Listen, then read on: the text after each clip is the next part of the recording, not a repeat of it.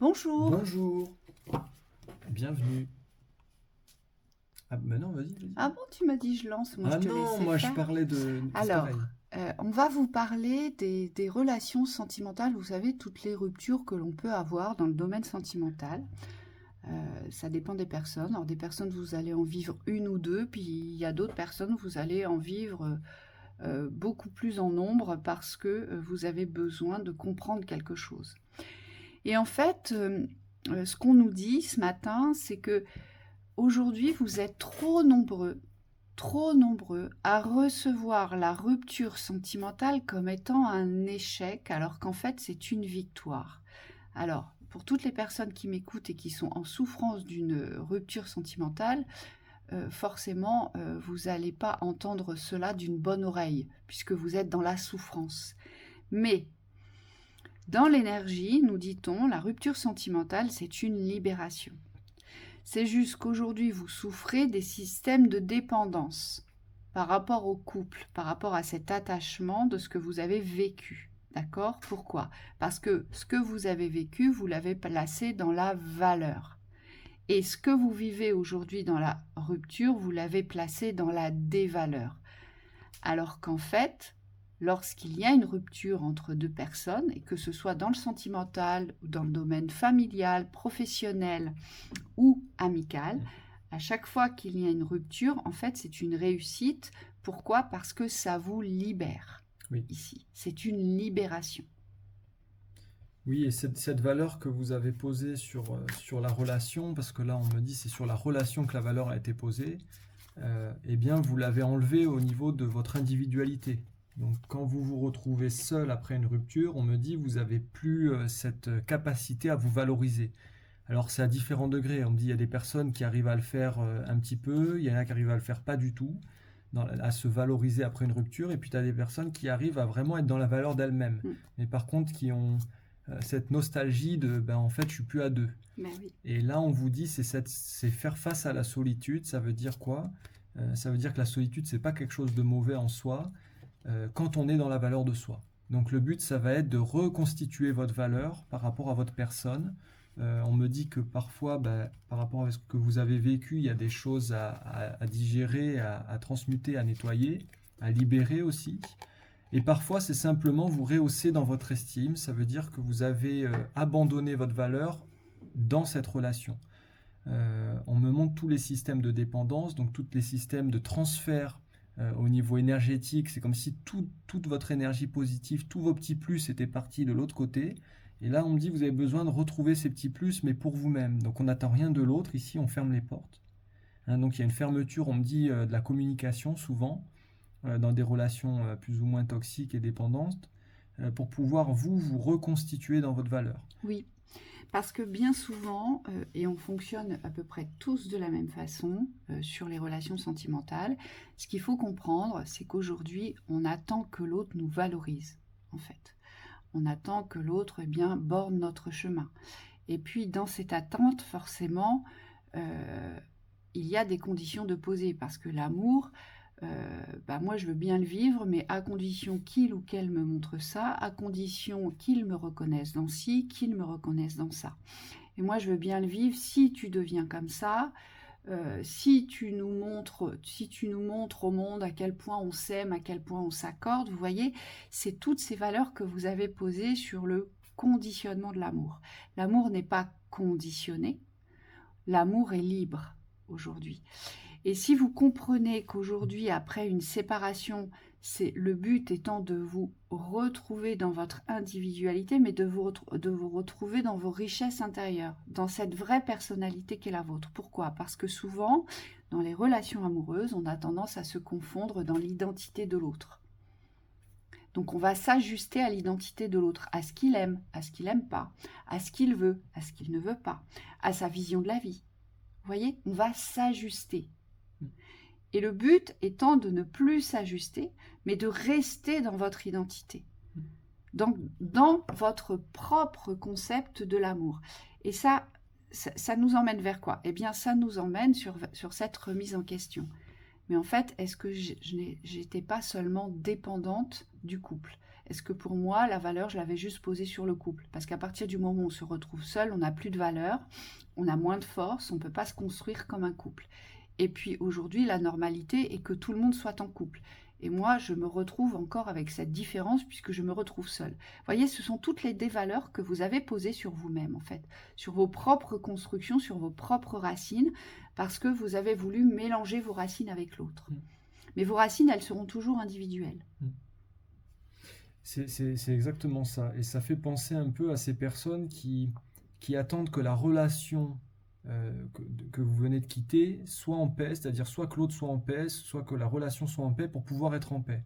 On vous dit dans une rupture, dans une séparation, il faut être en paix avec ce qui est, et c'est le seul moyen de vous apaiser parce qu'on me dit tant que ça dépend des extérieurs, moi je pense à des hommes ici, à certains hommes, on me dit c'est comme si vous attendiez que l'autre personne soit en paix pour pouvoir être en paix. Et on vous dit dans l'énergie du masculin, c'est il faut poser votre paix sur ce qui a été, sur cette rupture, pour pouvoir laisser l'autre aussi avec ce qu'il est. Ici, on vous dit c'est plus à deux qu'il faut fonctionner. C'est plus à deux qu'il faut réfléchir. On vous demande de vraiment reprendre ce pouvoir de l'individualité dans cet espace de paix. Oui, parce que quand il y a rupture, quelle qu'elle soit, alors là on parle de la rupture sentimentale parce que c'est le même schéma pour toutes les autres ruptures, d'accord? Quand on parle de rupture, il faut bien comprendre que l'individu, quel qu'il soit, avec qui l'on rompt ou si la rupture provient de l'individu, donc la rupture, elle est là de toute façon. Donc il faut bien entendre et comprendre que cet individu, cette personne, ce qu'il fait, ce qu'elle pense, les mouvements qu'elle crée dans sa vie, cela ne vous concerne plus. Et cela ne doit plus vous atteindre. Et pour que ça ne vous atteigne plus, il faut éviter de penser à la place de l'autre. Pourquoi ? Parce que vous avez des besoins précis. Certaines personnes, vous attendez des explications d'un ex-compagnon ou d'une ex-compagne. Pourquoi attendre des explications puisque de toute façon, il y avait incompatibilité? Qu'est-ce que vous attendez de plus? Ça n'a pas fonctionné. Donc ça veut simplement dire que ce n'est pas voué à continuer. C'est ça l'explication. C'est qu'il y a incompatibilité de choix, de décision et de direction ici. Et donc on vous dit, quand vous êtes dans l'attente d'une explication, on vous dit attention parce que c'est à double tranchant. Si la personne vous explique ce que vous dit, vous exprime ce que vous souhaitez entendre dans les explications, alors là, tout va bien se passer. Vous allez être OK avec elle. Mais si la personne vous exprime ce que vous ne souhaitez pas entendre, alors là, attention, c'est l'anéantissement garanti.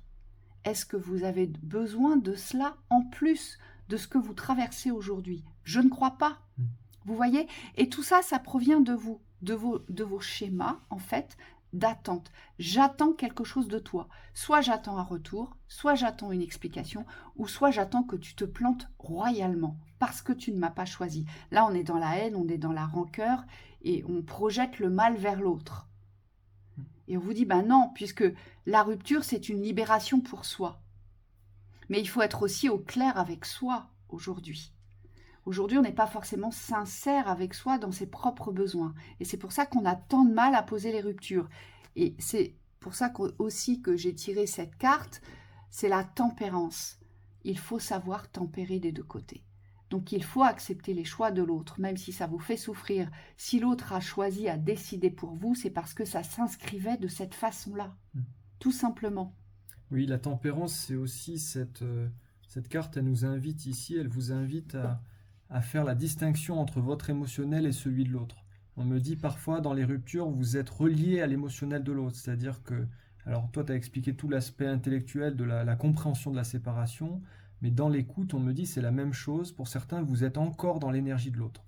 Et on vous dit émotionnellement, il faut poser cette distance. Et la tempérance, c'est ça, c'est savoir rester en soi sans être confondu dans l'autre. Et on vous dit, il faut faire cette distinction aujourd'hui des émotionnels, parce que séparation veut dire séparer, donc il y a deux. Et aujourd'hui, vous ne pouvez plus ressentir ce que ressent l'autre, ça lui appartient. Et surtout, vous ne pouvez plus ne pas être en vous. Moi, on me dit, il faut absolument revenir dans votre espace, dans votre ressenti, pour pouvoir poser cet apaisement indépendamment de ce que ressent l'autre.